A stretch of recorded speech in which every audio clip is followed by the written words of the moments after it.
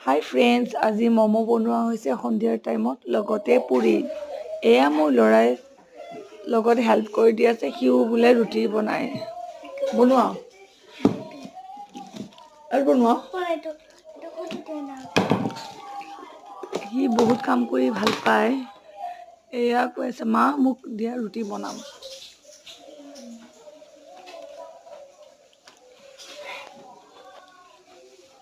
ৰুটি বেলিব সি। এয়া ৰুটি বেলি আছে, এসোপা আটাহে লৈছে। ৰুটি লাডুটো অকণমানি। ৰুটি বনাব পাৰিবা?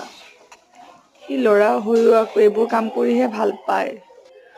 এয়া আকৌ সি ম'ম' চচ আৰু পুৰি খাই আছে। লগতে ডাঙৰ ল'ৰাটো ল'লে খাবলৈ।